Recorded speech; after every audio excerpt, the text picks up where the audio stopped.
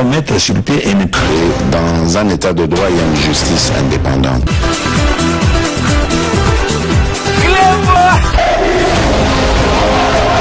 Ce n'est pas pour rien qu'il faut des conseils.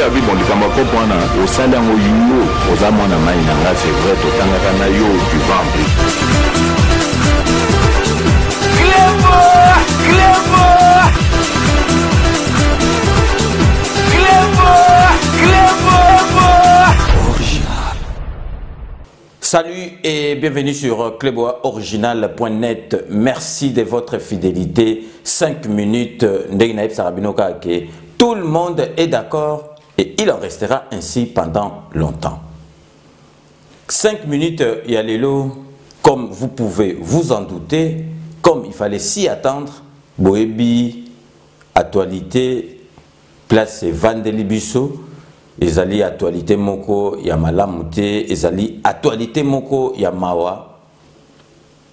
Yango wana vraiment tokokaki koleki sa journée à lelo te même lelo to tela ki bino émission moko to sala ki lobi ekota ki lelo mais to insista ki vraiment lelo avant vraiment tongo lobi etana tokokaki kotika likambo ote parce que et sali batu mawa na kati ya motema parce que makambo ekomi ko yana mboka na biso to yebite soki mo pepe oyo ezoya ou bien zali to yebite donc to zali ko kamwa makambo ezoya na mboka na biso depuis ba président ba ya na mboka na biso na kanisi oyo tozui ezali ko lakisa penza ke ayena mo pepe asika donc babiloko ezo salama na mboka na biso donc vraiment eza ko faire étonner batu boyebi une série autozui ya bato ba koufi na kati ya présidence de la République na famille présidentielle liboso bato bazali koloba corona au fur et à mesure to ko monake ezali corona te parce que corona to yebi yango corona e bandi awa na poto e keikuna corona e bomaka bato boyete to ndimaki te tout ya komona parce que personne vraiment a bani ko s'attendre na mort oyo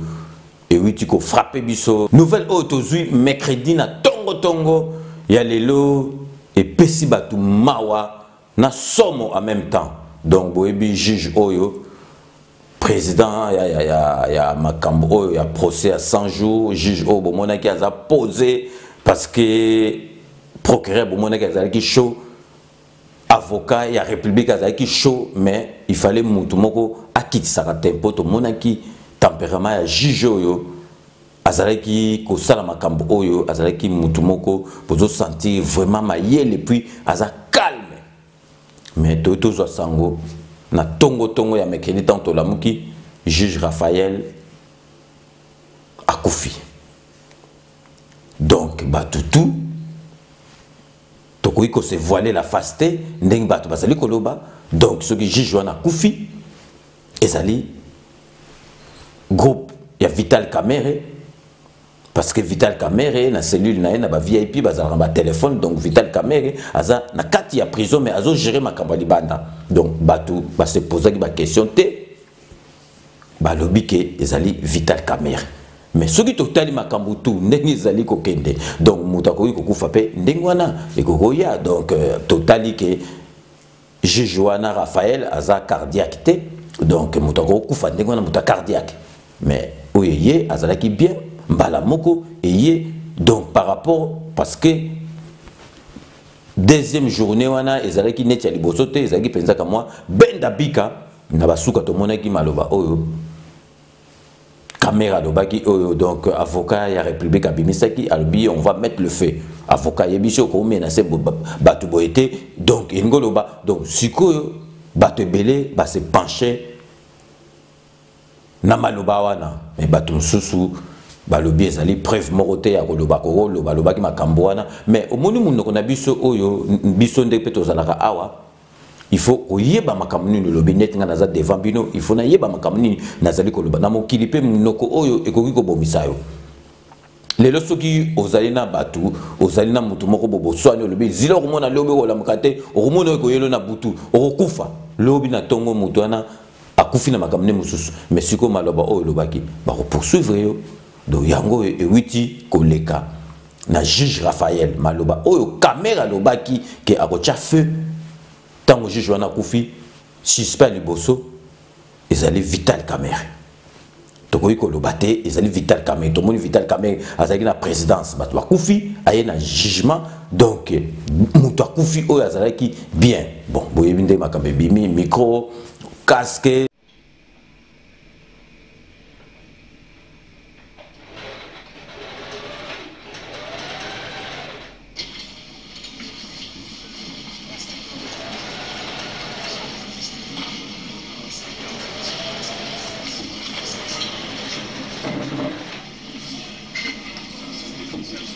Alors, comme nous l'avons dit, le tribunal amorce l'instruction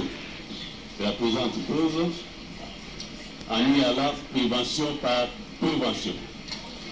Oui, mais votre honneur, il semble que le masque que vous portez fait ombrage au micro de prendre votre voix et nous la transmettre. Si vous pouvez, comme la distance est gardée, l'enlever quand vous exprimez pour que nous puissions bien vous suivre.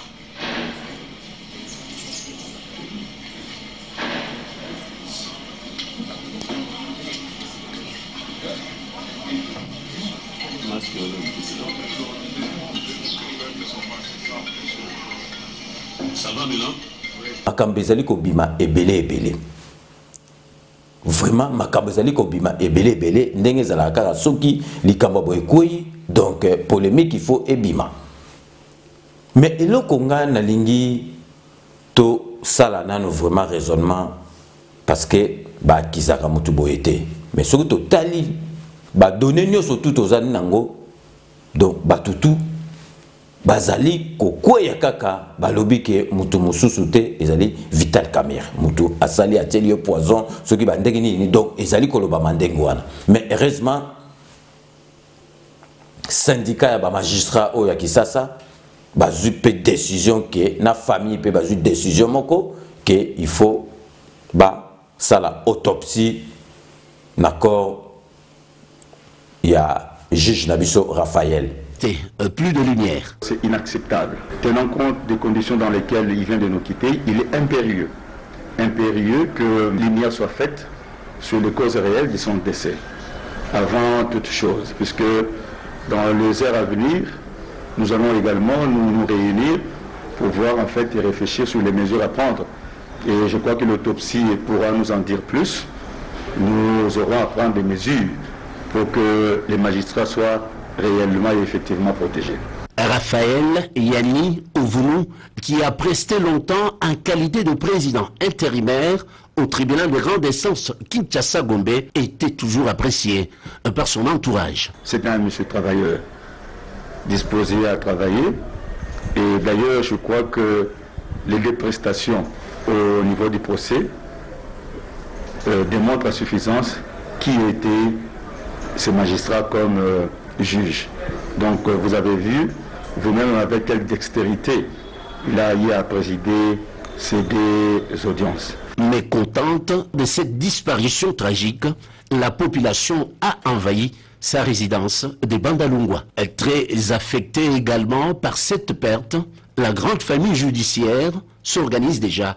afin de rendre les hommages dignes à l'illustre disparu. Et longola biso donc ba zone d'ombre tout ba doutu tout donc ba tuba ba ata sikoyo autopsie la kisaka mutu ati poison to bia bomi mutu te ba koye pisa biso ka ke maladie mutu akufi nango yango mais soki ebimi poison soki ebimi poison boyebi to sala rapprochement et pas yanani.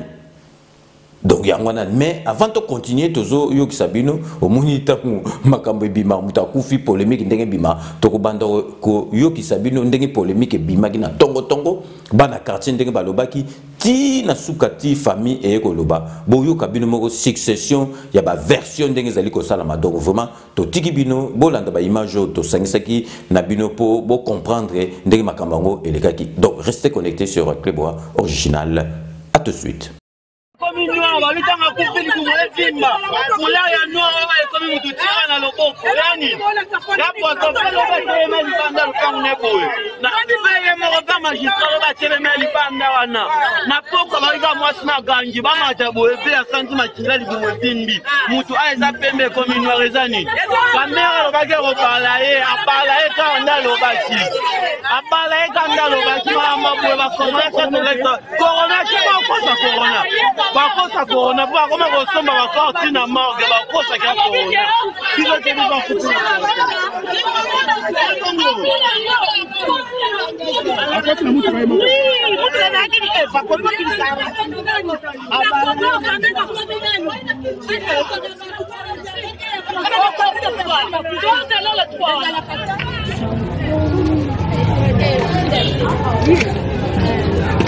Vamos tener que comer, tú vas a ganar la banda.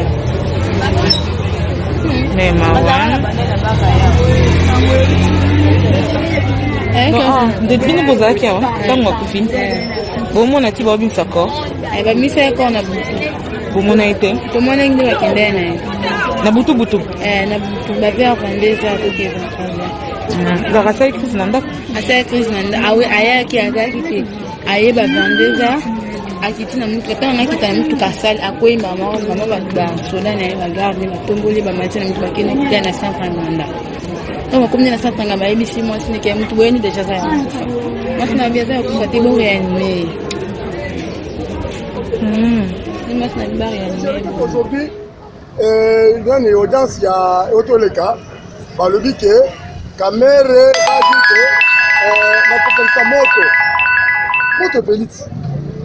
moto petit les enfants parce que bino boko balisa parole wana na makambo oui effectivement c'est juste na ndenge ni ba mais papa dis-moi que toi bisa non okufa lobi pepe na kofi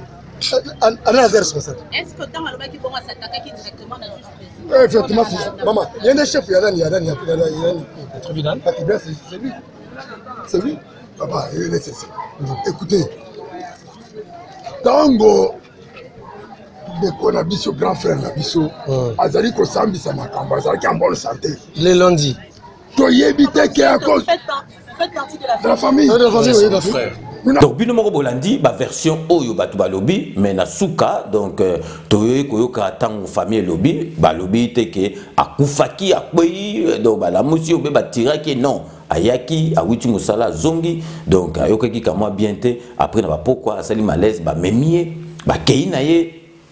nanganda donc na hôpital kuna na kitambo donc nanganda akendaki ko kata motema kuna donc ezalaki te ka yaki akboyi ndenge toki ba version muso ebima akboyi ba lokotie ba moyo non donc ayaki bien atamboli abimi akoti na mutukane et puis azalaki na sécurité parce que azalaki ko s'occuper donc juge ya procès oyo mokili mobimbe ezali ko landa et puis pour la première fois donc bako otikende kwante azalaki na sécurité ba soda ba bazaki kozala na ye mais azalaki ayaki bien akoti aprende ba masolo mususu eyaki sima mais omoni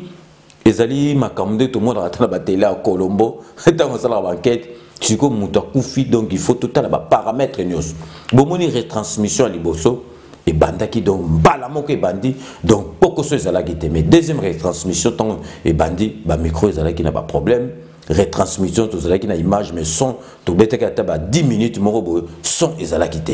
mais siko bato ba bandaki kondo simba ba micro wana ezalaki ba nani est-ce que ba micro wana ezalaki penza na sécurité siko yango na ba makambo mike wana siko tant likambo kwei il faut to yeba makambo ngo siko to bandako étudier ngo malem bomonaki retransmission carte de reportage ya ka te ba ya kana on to elala déjà wana tango elala wana ya lelo yebi makambo wana aza réalisateur azalaki osala masolo wana bakena baka reportage alobi elala wana bosala be seigneur surtout d'accord tango baba ezane zike ba mission de basala ba balance donc bosala tout tango bobanda à moins que bon direct ezala ndenge wana contre te ko ya mais koko umela te mais sikoyo ba micro wana tango ezopesa ba mbeba tant tozali na santé ba nani babande ko simba ba micro wana il faut se poser ba question belé tant que lelo bazol bazo évoquer combo ya caméra parce que bazo mona présence ya public ba kufi donc bon moneke mission auto c'est la kibino notre précédente émission makambu donc ndeko na biso ya Suède à Lobaki donc il faut tala ba paramètres nyo surtout mais neti eloko pesi biso esengo ezali bakosala autopsie eko yebana soki kaka likambo ya poison bimi po tozoko yoka boyoki nde balobi ke tanga akufi libumu vimbi maboko ekomi mwindu akomi neti likala soki mutu akufi donc akomi neti likala donc vraiment wana ezala makambo susu te ata monganga Jean-Paul Jamba ayebisaka ngai soki ekomi ndenge wana ezali poison donc avant que tuba fongola batala makambo susu ezali makambo so aloba te ezali poison donc tozwa mal na biso en patience neti famille est déjà calme biso batu mususu tala kutu famille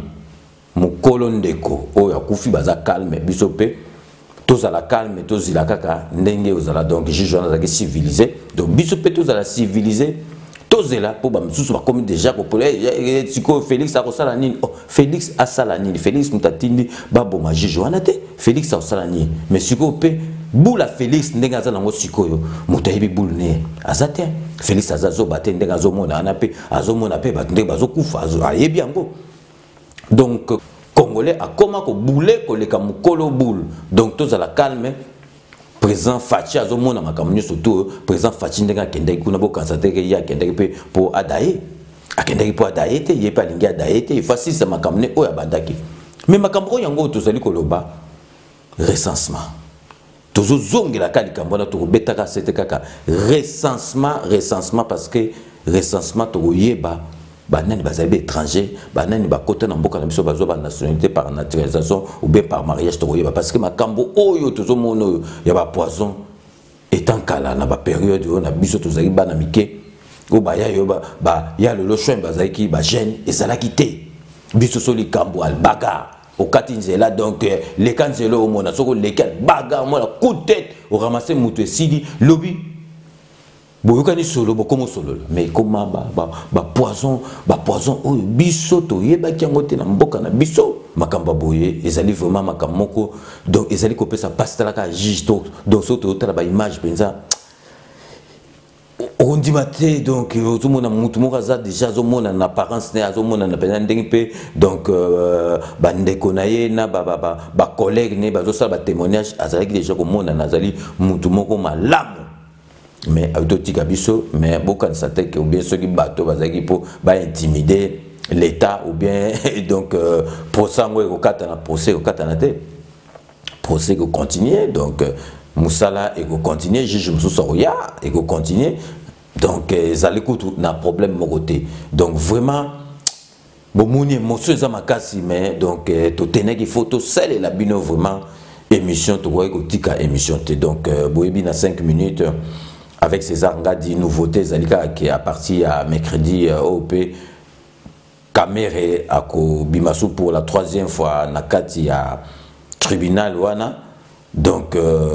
émission pe ya biso il y a direct et ko banda mokolo wana donc to zapena na matière ebele donc totali na moyi na butu na 21h direct et bandi téléphone ouvert to sala ba analyse ya malamu donc et puis vendredi lisusu émission mususu et puis samedi nde émission mususu 5 minutes mais ezali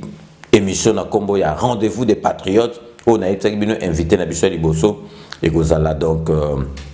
Évariste Omana Ochudi Oazali bras droit ya Moïse Katumbi. Pour la rentrée de l'émission Rendez-vous des Patriotes, c'est samedi 6 juin 2020. Mon invité est le bras droit du président Moïse Katumbi. Bonsoir chers tous, bonsoir peuple congolais. Nous venons vous confirmer notre rendez-vous de ce samedi 6 juin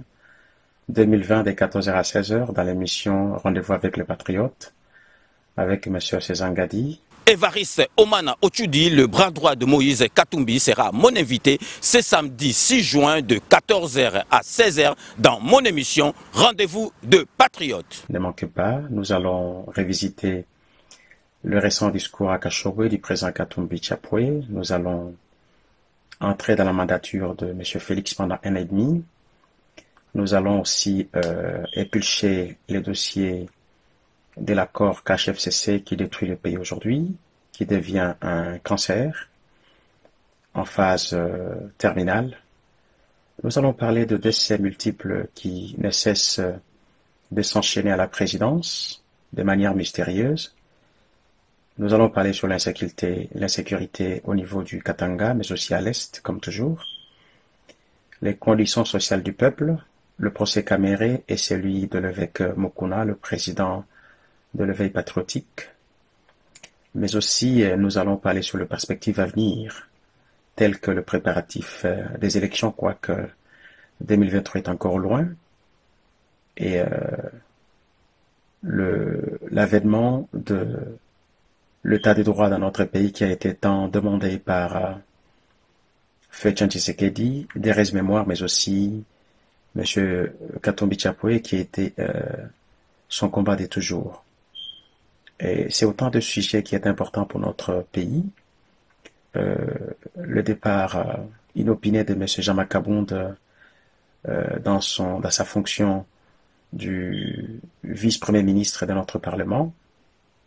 Aujourd'hui, il est seulement député simple, il sort du bureau d'une façon inattendue, mais aussi d'autres procès qui sont mal menés, des députés dont on ravit l'humilité de manière incompréhensible. Tout ceci, nous allons en parler. Vous avez la possibilité de poser vos questions en direct à mon invité, Évariste Omana Otchoudi, le bras droit de Moïse Katumbi, en composant le 07 53 36 38 09. Masolo et Zongi, Ndengi na Epsaki Bino, direct na cluboriginal.net et Bandi. Invité Nanga ya Liboso, Bowiti Kolandaye, Ezali Évariste Omana Otchoudi, Oyo Azali, bras droit ya Moïse Katumbi. Ezalinga Wabino, Monsieur Évariste Omana Otchoudi, président ya APK, cadre ya parti Ensemble pour la République, proche ya Moïse Katumbi. Naikope Sabino, rendez-vous samedi 6 juin 2020, de 14h à 16h, na émission Rendez-vous avec le patriote, Nandekonabiso, César Ngadi. Masolo et Zongi, Ndengi na Epsaki Bino, direct na cluboriginal.net et Bandi. Tout le monde était Nekonabiso Azokokate. Loboko ya mokonzi mboka Félix Ezopo na mesa te pona kopesa décision en suka. O peuple aza kozela ezali o azali kosala te. Makambo etali coalition cash FCC toyebango. Tobosanite bibembe o ezali kokwea mokona présidence. Ekomi makamoko ya somo. Est-ce que ndeko na biso ayaki na bokonzi po kunda ou bien po pesa bomoi? Kasi tomoni bibembe ekomi ebele epai na ye moko. Yango tokolobela nyonso wana. Rendez-vous pris pour le samedi 6 juin 2020 de 14h à 16h. Abonnez-vous sur notre compte YouTube cluboriginal.com pour poser directement vos questions à notre invité Évariste Omana Otchoudi, le bras droit de Moïse Katumbi. Vous avez la possibilité de poser vos questions en direct à mon invité Évariste Omana Otchoudi, le bras droit de Moïse Katumbi, en composant le 07 53 36 38 09. Tout le monde est d'accord et il en restera ainsi pendant longtemps. Kanambe, il faut voir Masolo, Nambunchu, Penadikos. Donc, ça a téléphone ouvert. Bo benga bo poser ma question na bino donc monsieur ozala bino bo sala ngapé nazali ko sala donc vraiment bo ebi matière ozali belé to ko parcourir makambo nyoso tout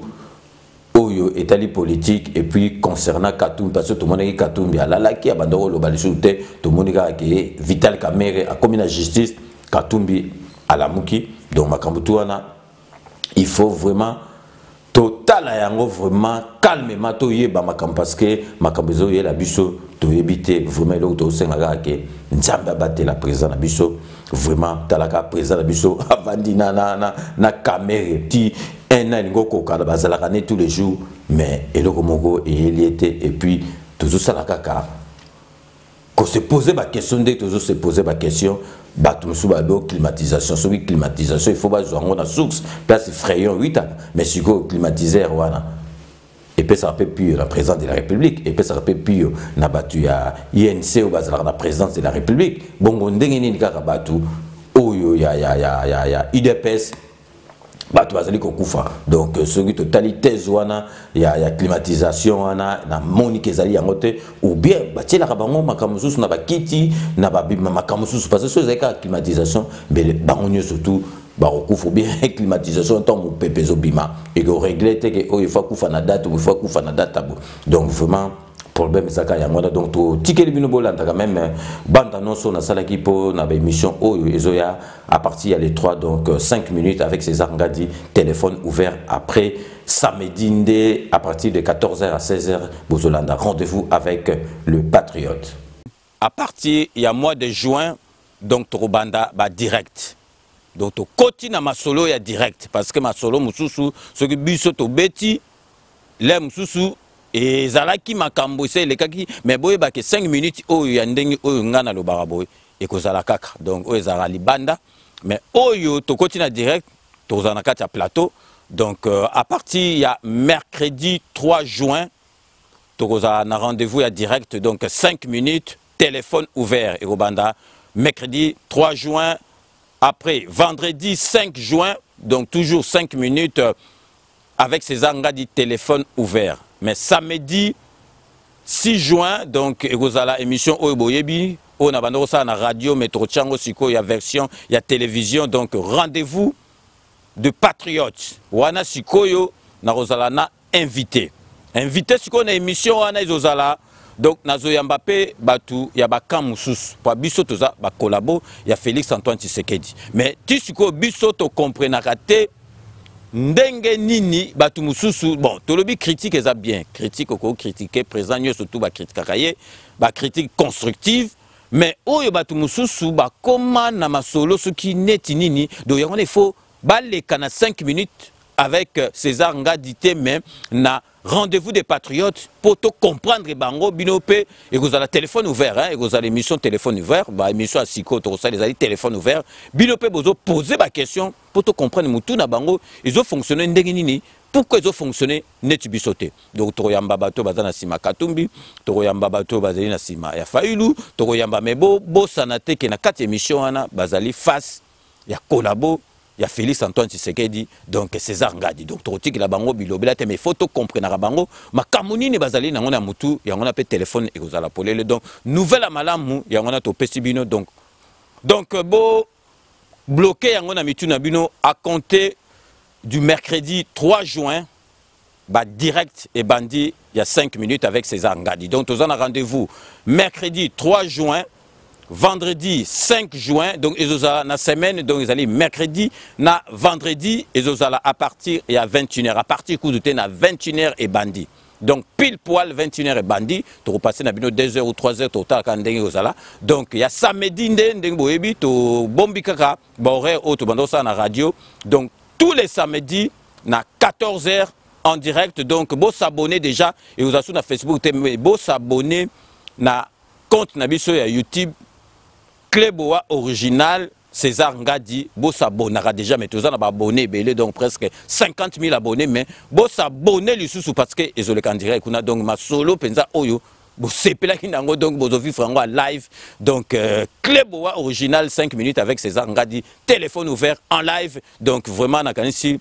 Beaucoup ça déjà recépé là, beaucoup mon abino moko ba bande annonce, donc se préparer en déjà et Robanda koleka 2 semaines prochaines donc Robanda déjà coacher la bino en pour ça déjà na katia ben. Donc bino mo boito landa donc rendez-vous et bandi mercredi 3 donc de 21h donc 10 minutes bien petit 23h total la 40 ndenge actualité ko kende après tout ça là c'est moko déjà mardi 2 donc tout ça les CP na 21h heure wana to pesa bino ezali 21h heure ya Paris, donc les États-Unis d'Amérique, vous avez 15h, donc vraiment, tout ça de façon que pour te belé, tu privilégier à bateau, l'andarabiso est belé, ils allaient 80%, 90% de l'andarabiso en Europe, donc à tabatou, il y a États-Unis d'Amérique, 15h, 16h, donc Moussa les allaient aussi là, donc bon noter ma date, ils allaient donc mercredi 3, vendredi 5 et samedi 6 pour la émission et rendez-vous des Patriotes, donc mais entre-temps, 5 minutes oyo ya ndenge oyo ekozala kaka ezovanda donc direct wana ezapena soki actualité za makasi mais jour na ezali mercredi na vendredi et puis samedi de 14h à 16h ezali rendez-vous de Patriote. Donc dès que tozali koloba kaka moni bato na baya na machette na ba poison biloko na to ebagité yo donc na ba période na biso okata mutu penza mona makila mutu obanda ndeni mais bato na bakomi ko kata bato penza vifa kati yo donc na ba poison makambo to ebakité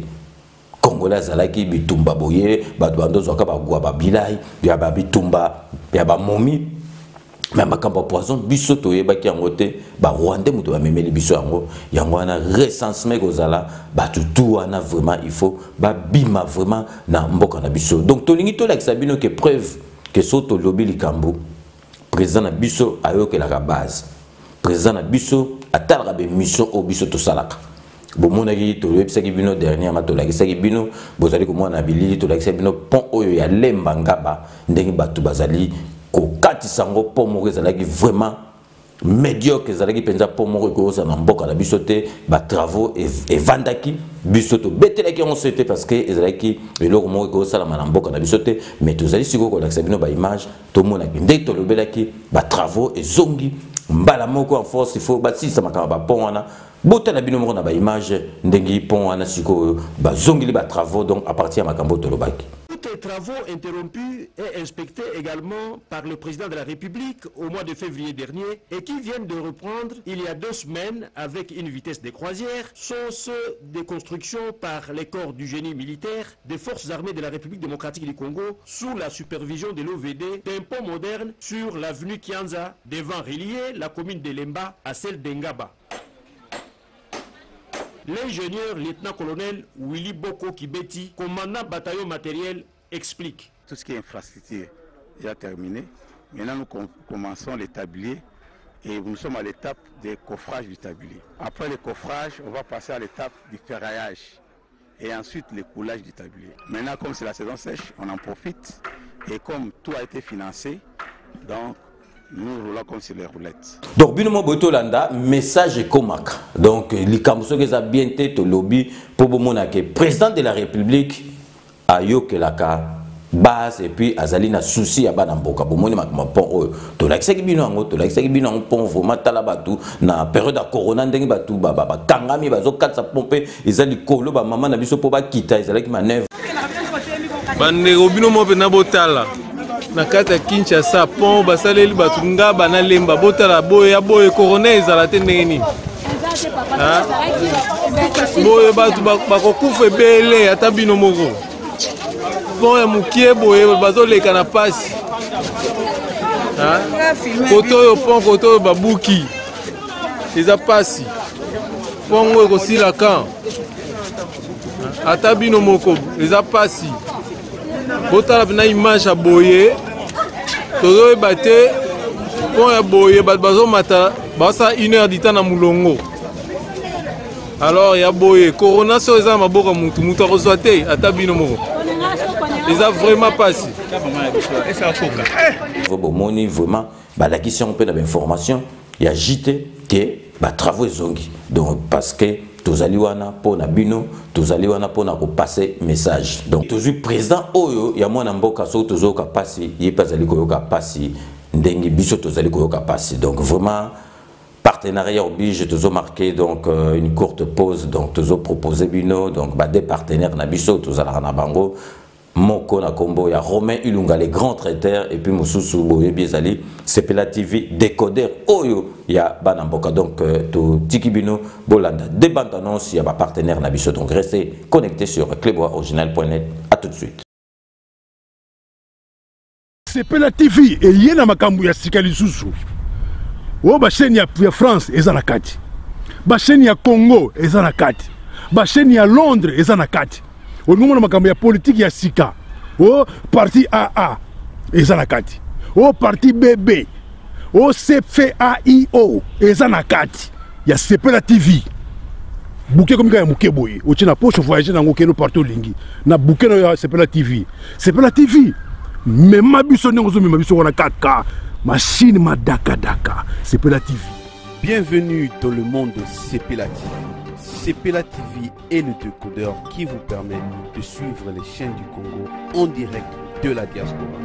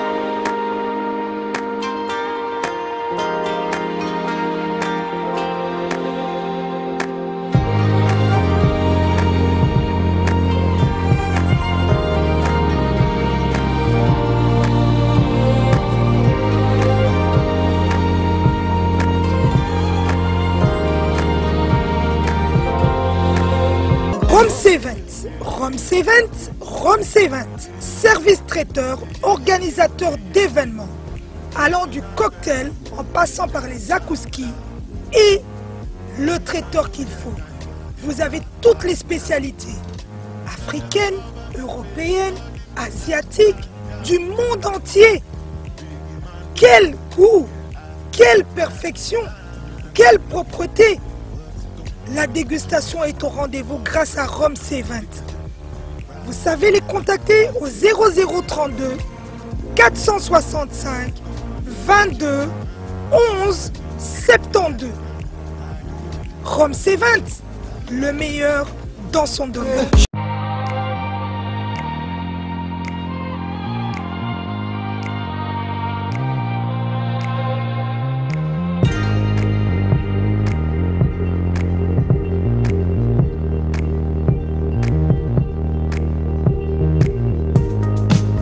Donc tozongi na kati ya plateau na biso boito landa ba partenaire na biso na benga éternel donc Sepela TV na Romain Ilunga donc grand traiteur azali na kati ya Belgique mais bobanga ta azali vraiment na mobilité géographique akoya partout bozali bantenne na ezali partout. Donc avant tozali ko s'acheminer vers la fin ya émission na biso na lingi na beta c'était na likambo ya sujet na biso lelo donc vraiment et ça legi biso pasi penza na motema donc batu bazo comprendre était oyo makambo nini ezali koyela biso na mboka na biso mais tozala calme ndenge boyebi prophétie oyo ya prophète asalaki o azalaki na Benin kuna yebaki président de la République te alobaki makambo oyo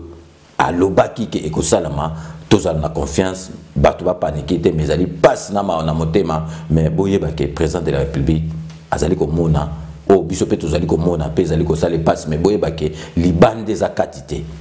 o biso tozomona tozali banda mais o yazo mona neti biso mais ye azana kati donc ayebi makamni azo sala makamsu biso tozako loba mais ya yebi bomoni ndenga memaki dossier ya Vital Kamerhe amemaki ngo to satanda kité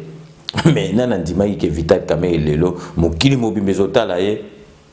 azo samba donc neti donc mutu citoyen normal ya mboka nyoso tout pour bomona ke justice na biso quand même évoluer parce que biso tozomona neti procès on ezali loko osakana procès on a suivi partout dans le monde ba émission spéciale zo salama concernant procès zo salama parce que c'est pour la première fois tokolo ba vraiment ils a fait mon rare pour ne pas dire rarissime que directeur à cabinet à président de la République moko atana ba poto to mona ngote donc asali détournement donc asali poursuivi pour détournement donc à l'équipe la justice donc vraiment to féliciter aux ezali koleka na mboka na biso donc tozali ko betaka c'était et ça biso passe mutu moko et salié à part donc malgré que tozana famille directe mais procès on ezali ya kaka donc juge wana zali kaka ya famille wana te parce que abandai ko bundela likambo moko procès batu tout bayebi ke ba fakwa ba grand fakwa bazalaki wana azalaki ko bunda po na mboka soko akoi ezali po na mboka donc ezali matanga ya peuple congolais mobimba donc metozala calme ndengi masolo ezali penza ke donc syndicat na bango intimi ba lobby ke fo ba kendeti na suka il faut autopsie famille pe lobby yango donc tozala calme autopsie ko salama soki ka ebimi poison wana nakanisi tozali na badesa ko sala te to ebi poison donc ezo sala rapprochement nanani donc vraiment et ça les biso passe na motema donc toza vraiment derrière bango parce que ezali lo moko ezali choc tozo comprendre biso ko donc tozali choqué bongo bango ba kolo famille ba oza choqué ndengini mais makambo ezo yela biso na mboka na biso vraiment et ça ko bangi sa biso mais et l'autre toujours c'est en nzambe abattre la présence na biso nzambe penza abattre la présence na biso parce que et comme il a ko bangi sa biso mais bon total la grande to que nzambe moka yebi donc l'avenir nous dira la vérité donc comme il presque à la fin et émission na biso ndenge na lobaka que je vous laisse le soin d'en tirer vos conclusions et de me faire parvenir vos commentaires comme d'ailleurs vous en avez l'habitude de faire donc je reste toujours friand de vos commentaires suggestions observations même critiques donc n'hésitez pas à me les faire remonter sur notre site internet cluboisoriginal.net ainsi que sur notre compte YouTube donc vraiment Merci na fidélité na bino bobika soki na komi na suka donc na lobara je ne cesserai jamais de vous remercier pour la dite fidélité bino nde bolandaka 5 minutes bino nde mutu bokomi ça 5 minutes na niveau autozali donc soki na komi na suka boyebi remerciement na ngai kendaka na bato balandaka na bato ba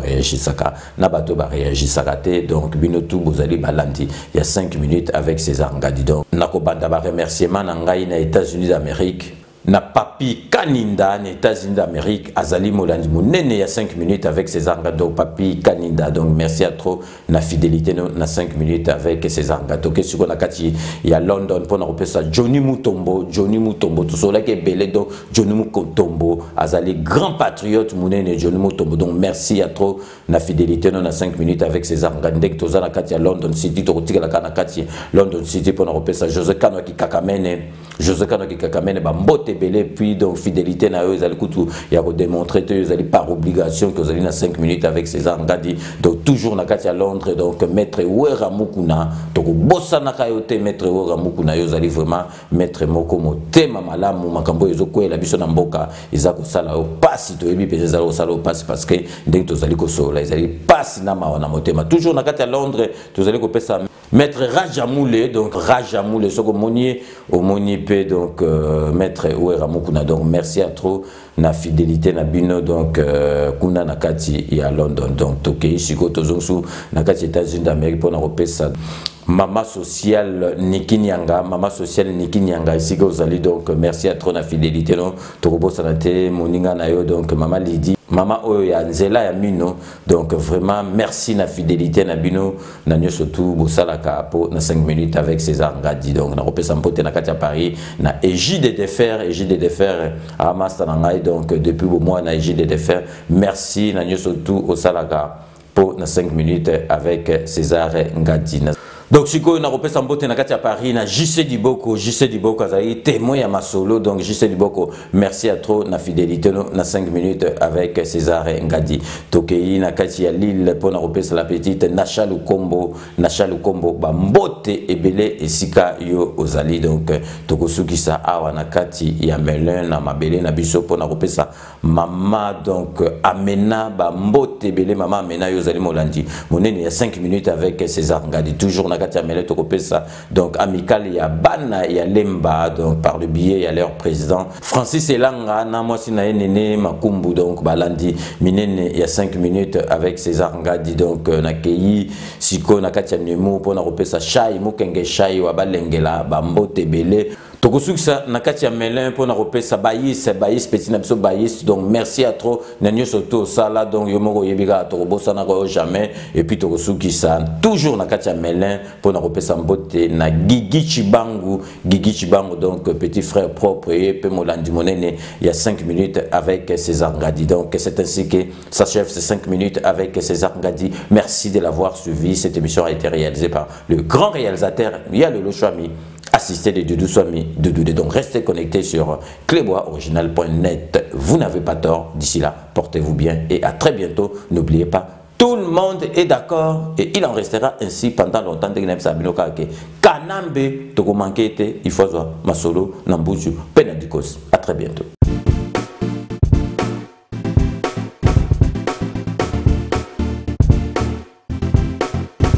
On doit mettre sur pied et mettre dans un état de droit et une justice indépendante.